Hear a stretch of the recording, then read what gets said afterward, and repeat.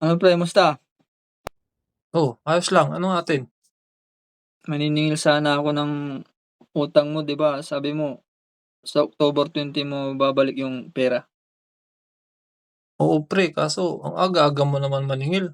Parang di ka naman babayaran. Tsaka hindi mo naman sinabi na ngayong taon ng October pala ako magbabayad. Kala ko next year ng October pa ako magbabayad eh. Ganun ba pre? Hindi ko ba nasabi na ngayon taong mo ibabalik yung inutang mo? Oo, pre, kaya nga wala sa isip ko na ngayon pala ako magbabayad sa'yo eh. Next time kung magpapautang ka, linawin mo ng maayos para alam ko kung kailan ako magbabayad. Hindi na ako utang sa'yo ng pagkaganyan. Sige pre, pasensya na. Hindi ko pala napaliwanag sa'yo ng maayos.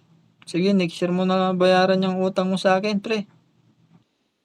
Sige pre, pasensya na rin pre, hindi tayo nagkaintindihan. Itagay mo na lang 'yan. Chat mo. Parang may mali ah. Siya na nga ang may utang. Tinakot niya pa ako na hindi na daw siya mangutang sa akin.